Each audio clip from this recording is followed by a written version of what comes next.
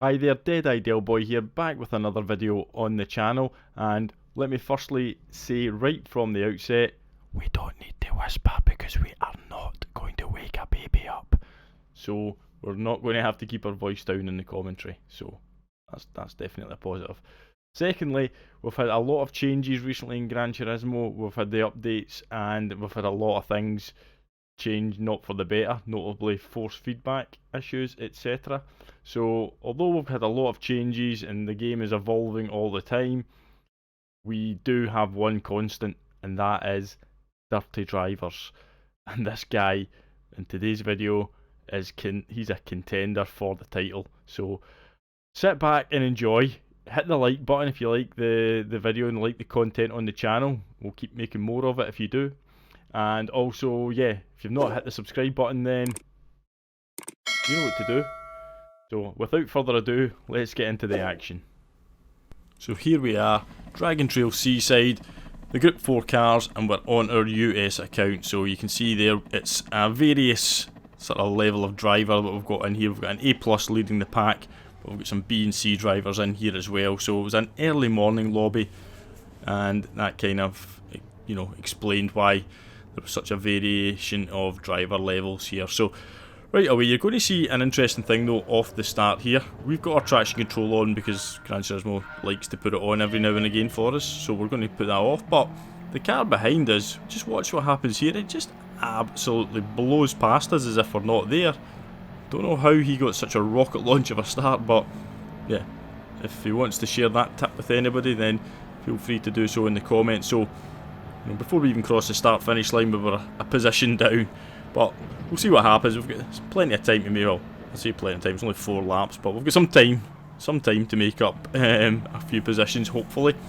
You can see there we successfully managed our way through the first set of corners. Got to be a little bit more careful on the curbs than previous on this track. They're a little bit more violent, shall we say. So here we're going to go around the right hander. We just see a little gap there. It opens up, and we just get a little rub off the side there. No harm done. Nothing. A little bit of a buff out won't fix there. So yeah, just sort of skim down the side there. You can see though we've got Ken Block over here taking the rally line out to the right and basically coming right back across the face of us. We give him a little accidental bump draft there. Not a lot we could have done to avoid that contact, to be fair. So we're going to come up into the first sort of heavy braking zone, and we're going to try and get the move done up the inside, but we just get on this curb a little bit much, and our back right tyre comes off the ground. We'll lose a lot of our drive there, so we're going to end up going too wide through this section here, and we're just going to back out because, yeah, it's not a good idea to go too wide through there, or here for that matter, and into the wall we go. Absolutely nothing we could do about that.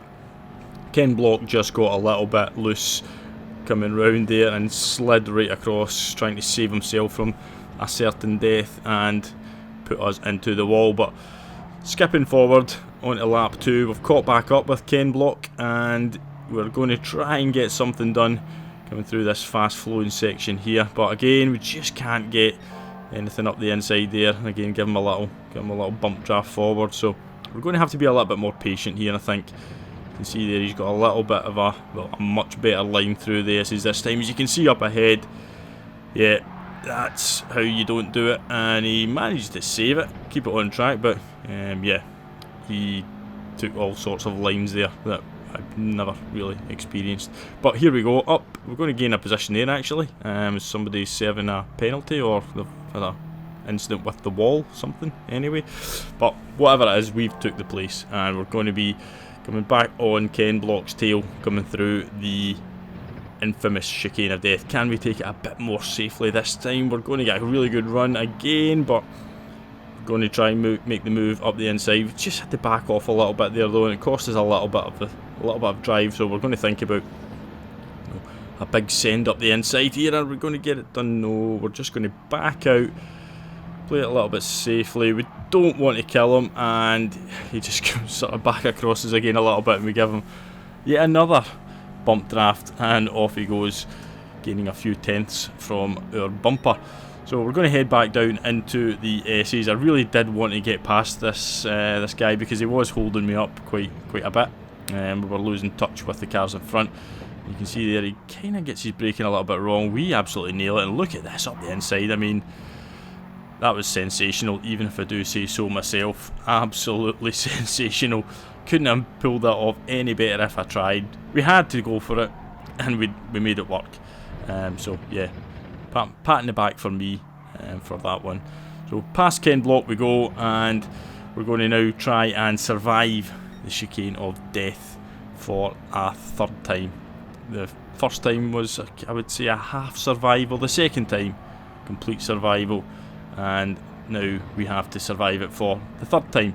But we've kind of lost a little bit of ground. You can see there 4.5 seconds to the cars in front up ahead. So we've got a lot of work to do if we want to make up any more positions.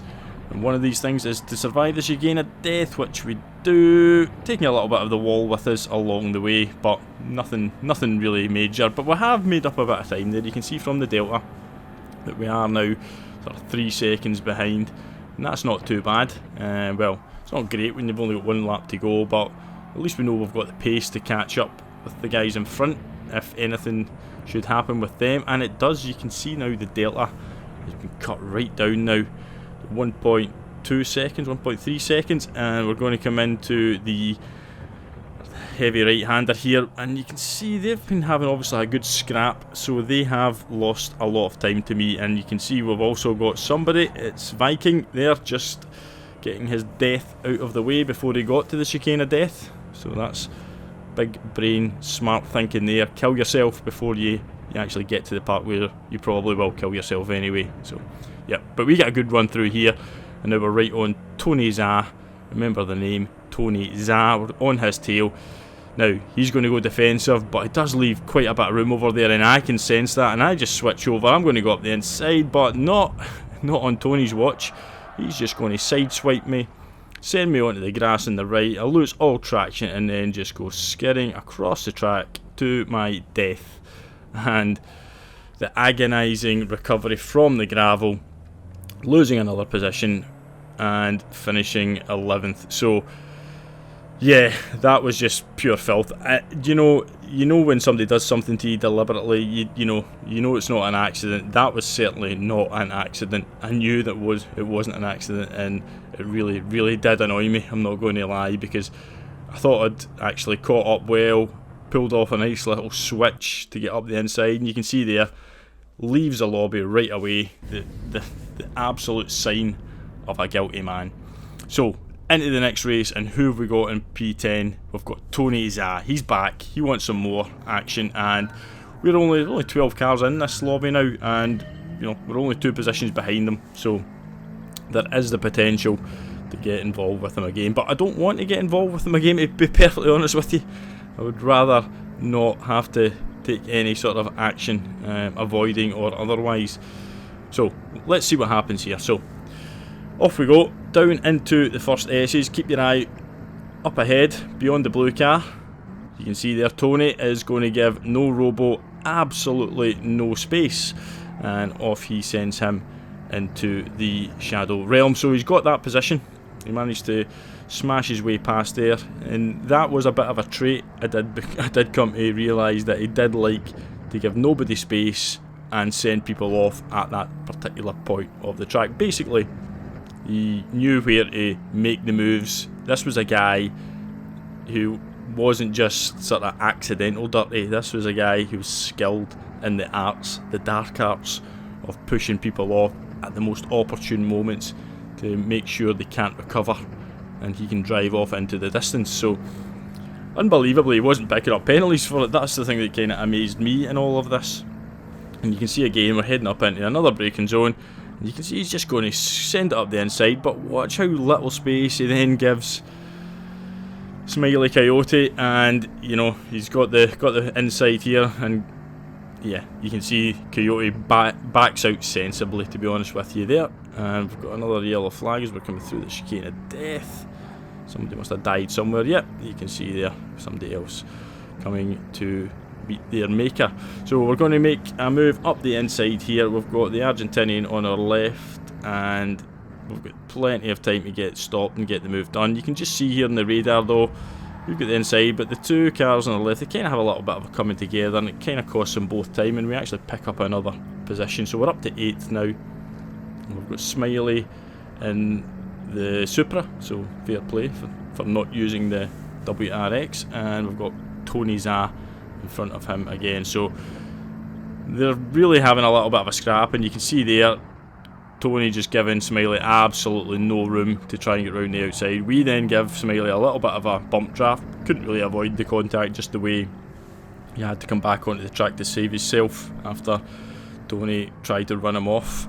So we've got a little bit of work to do now. We've got to try and get past Smiley. He's probably absolutely fuming with Tony, and we've also got the Argentinian still hot on our tail. So yeah, it's been an eventful few laps, and we've got a little bit of work to do here. You can just see Smiley just getting a little bit loose there. He goes left there, and he's going to we're going to back off, because I could just sense he was a little bit sort of all over the place with his lines there. But see, the Argentinian now behind us, he's got a really good run up the inside of us. I hadn't actually even noticed him there, so we make a little bit of accidental contact. That was my fault, but we get out his way and let him take the position. But we're going to get off the brakes nice and easy, get through on the inside.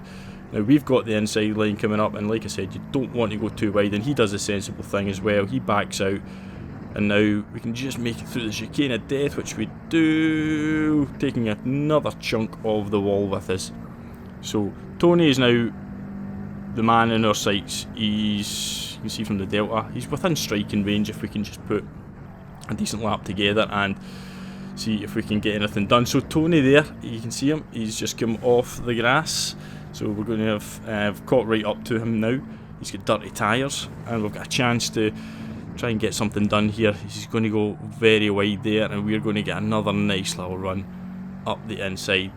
So this, like I said, this guy's a skillful dirty driver though, so you can't just, you know, assume that you're going to get past because he's got dirty tyres and he's going to go a little bit wide.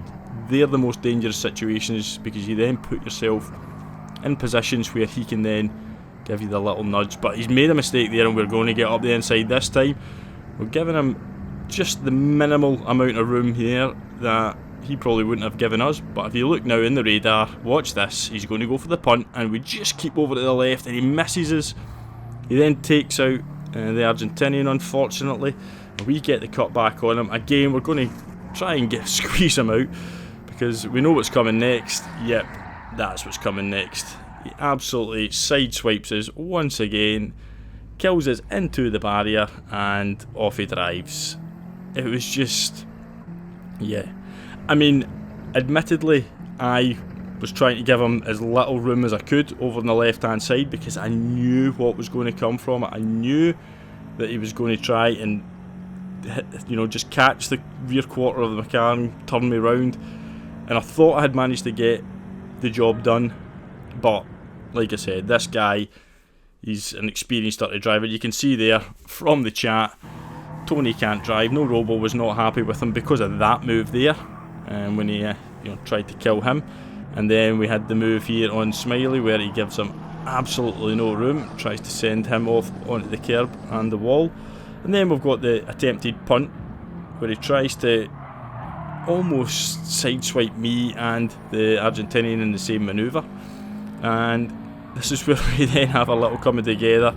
And you can just see here, look at the input there as he steers hard left, making sure he can catch me.